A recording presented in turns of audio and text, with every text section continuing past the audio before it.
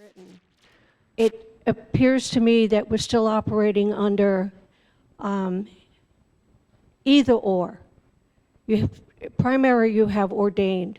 Mm-hmm. If that's not available, then these are your other options. Mm-hmm. What will it take to revisit that conversation, that language, and turn it into a both and? We need the ordained and we need the offices for lay ecclesial ministry. Maybe a letter to Pope Francis? We can do that. Okay. The code is for the universal church, right? And the universal church is not in the same place we are here in the United States. I'm a Canadian. We are not in the same place in Canada as you are in the United States in terms of of the experience with lay ecclesial ministers. This is something that is growing in the church. You have to remember that you're kind of on the front lines here, and so the code is not going to change probably in our lifetimes about all that kind of stuff. Can the practice and can we grow in our theology of what it is that lay people do? I often, maybe this is not a good analogy, but the analogy I often make is the women who worked during the Second World War while the men were at war. And when they came back, they were all put back in the house, and that lasted 10 years, and then they're like, no. So I feel like that's what is happening with lay people in the church, that we're discovering our baptism. We're working with that. We have to just keep working with it. Can it be brought more and more to the eyes of the U.S. bishops, who will then bring it to Rome? Yes, I think so. That it is a force to be reckoned with here, and it is clearly the work of the Spirit. It's not a renegade couple of people, but there's something going on that people are discovering what they're being called to, and they're doing it well. So it's going to get recognized, but it will take time. Okay. Other questions? Yes. One thing that I was wondering when I read the study, and then we also discussed here, was there a clear definition of what lay ecclesial ministry is when you sent out this study, this questionnaire? Because I think that it could change from different dioceses and different parts of the country. This questionnaire itself was sent to the offices of lay ecclesial ministry or the corresponding delegate for lay ecclesial ministry in diocese. There was a very clear definition in the cover letter accompanying the request of what is meant, the definition coming out of co-workers.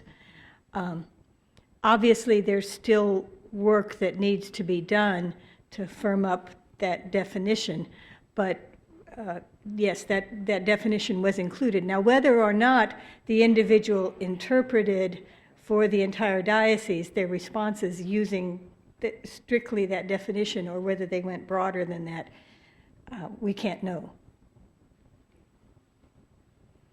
Other questions? Reflections? I had a question for you.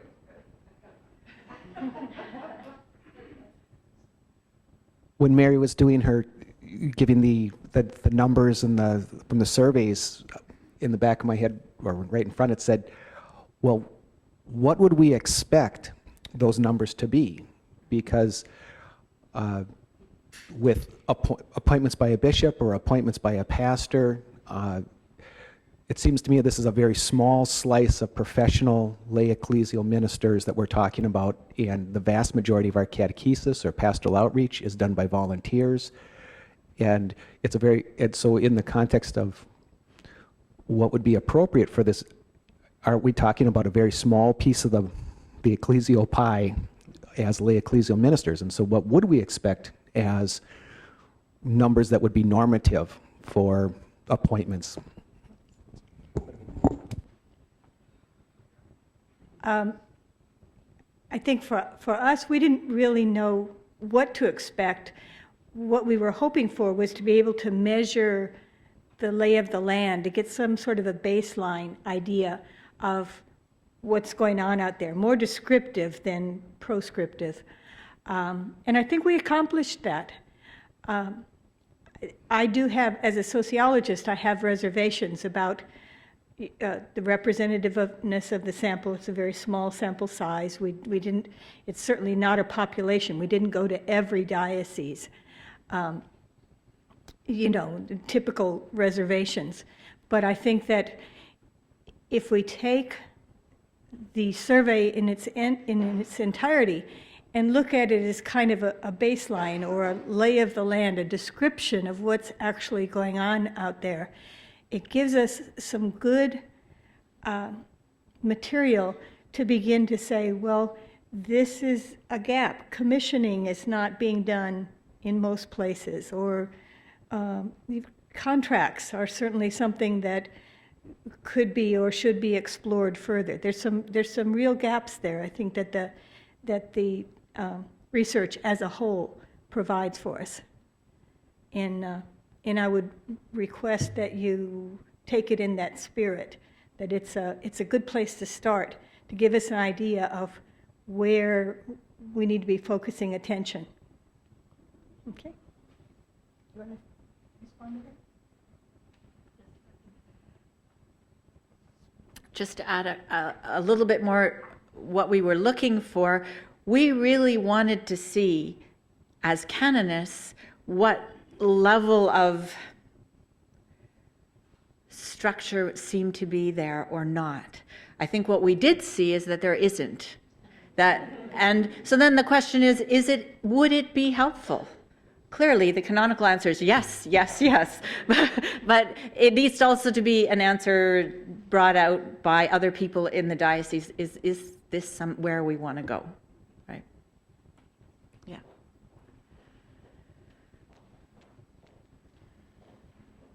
Thanks, Bailey. In dioceses and parishes that have moved forward over the last 20 years in forming lay ministers, in following the competencies and getting programs started for the enrichment of lay ecclesial ministers and their eventual certification, one of the big issues has always been, how will we pay for this? Mm-hmm. And that's a parish issue, it's a diocesan issue. Mm-hmm. If universities are involved, it's a university issue. The bishop is always very concerned about that as the conversations are taking place. Mm-hmm. My question is, I don't usually hear conversation about who's responsible for paying the costs of lay people who serve in parishes at minimal wages. Is there a canonical aspect of that? Is that included in the canonical questions of where would the responsibility be for the cost? We had this quoted yesterday, and I didn't bring my code with me today, but the code recommends that people be paid a just wage, and it recognizes that just wage also includes benefits in many countries. That being said, it is kind of a bit of a pious thought in reality for a lot of people. Whose job is it to run a just diocese? The bishops. There's no question. But I'm not making excuses for them. But they do have other things on their plate to give money to. So how can it be it's also his job to pay a just wage to his priests, to his to everybody who ministers. But the church should be that ideal of a community, right?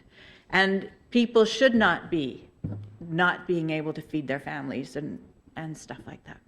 They shouldn't also be making money off of the people they serve, whatever. So it's there, but it doesn't have any teeth.